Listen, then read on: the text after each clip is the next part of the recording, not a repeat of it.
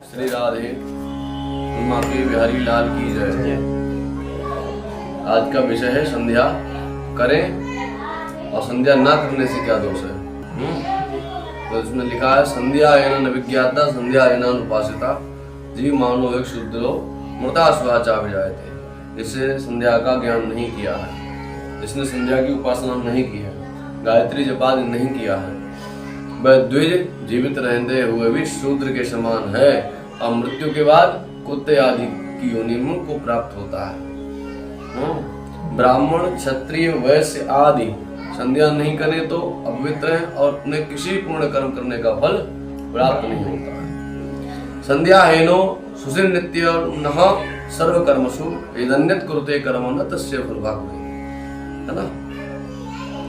तो संध्या कौन कौन से समय पे की जाती है उसके बारे में पहले बता चुके हैं। उत्तमातार को पिता मृत्यु है ना। इस प्रकार से अहोरात्र सिया संधि सूर्य नक्षत्र वर्जिता साधु संध्या समाख्याता मुनिविश तत्वदर्शी। सूर्य और तारों रहित दिन और रात की संधि को तत्वदर्शी मुनियों ने संध्या काल कहा गया है। ब्राह्मण रूपी वृक्ष का फूल मूल संध्या है। 4 वेद शाखाएं हैं। धर्म कर्म पत्ते हैं। धर्म कर्म पत्ते हैं। अब मूल की रक्षा यत्न से करनी चाहिए। मूल के छिन्न हो जाने पर वृक्ष और शाखा कुछ भी नहीं रहते। यानी कि वृक्ष अगर है और उसकी जड़ काट ली जाए तो वृक्ष रह जाएगा क्या? वृक्ष सूख जाएगा। वृक्ष जो है नहीं रह सकता है। तो विप्रो वृक्षो मूल का नित्य संध्या वेदा सागा धर्म कर्माणि पत्रम तस्मान मूलम यत् कुतो रक्षणीयम छिन्ने मूले ने वृक्षो न शाखा। समय पर की गई संध्या इच्छानुसार फल देती है और बिना समय की गई संध्या वंध्या स्त्री के समान है। स्वकाले सेविता संध्या नित्यम कामधुगा भवेत् काले सेविता साचा संध्या वंध्या मधुरी को। प्रातः काल में तारों को रहते हुए, मध्याह्न काल में जब सूर्य आकाश के मध्य में हो,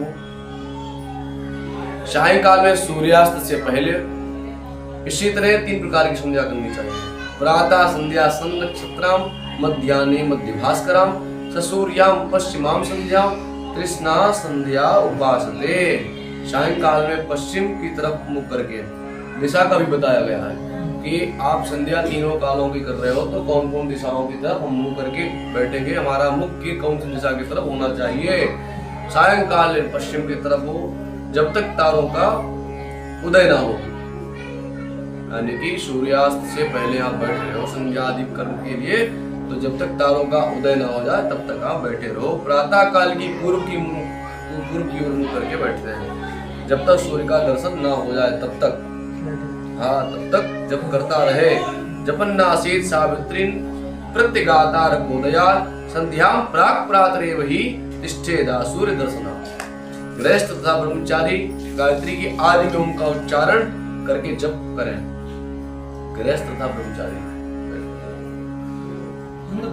क्योंकि ऐसा करने से सिद्धि नहीं होती है। ओम का उच्चारण ना करें। गायत्री के अंत में, गायत्री युग का जो मंत्र है प्रणव सहित अंत में उच्चारण ना करें, पहले ही उच्चारण करें। गृहस्थो ब्रह्मचारी से प्रणवाद्या अंते या प्रणवा कुर्यन् नासौ सिद्धि भाव। जबकि आदि में 64 कला युक्त विद्याओं तथा संपूर्ण ऐश्वर्य सिद्धिदायक गायत्री हृदय का तथा अंत में गायत्री कवच का पाठ करें। नित्य संध्या में आवश्यक नहीं है, करे तो अच्छा है, कर ले।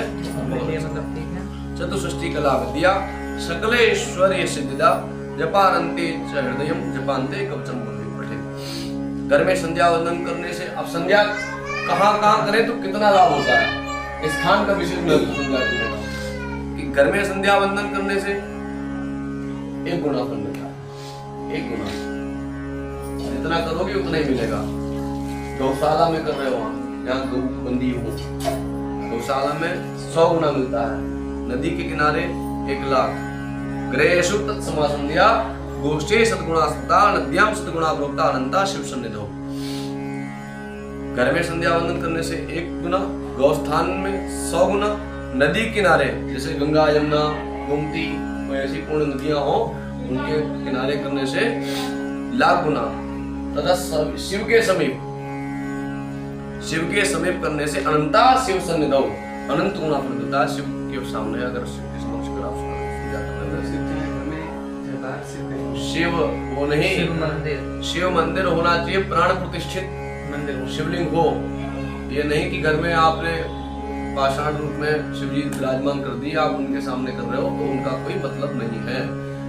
या फिर वो शिव जी आपके कम से कम 2-4 वर्ष पहले से पूजित होते आ रहे हो, जिन शिव जी की पूजा होती चली आ रही तो उनमें स्वयं प्राण आ जाते हैं। हाँ, उनका अगर विधिवत पूजन बंधन हो रहा है तो ठीक है, उनमें प्राण आ जाते हैं। लेकिन शिव लिंग या कोई मूर्ति, उसका प्रभाव तभी होता है जब आप वो मूर्ति प्राण प्रतिष्ठित होता है।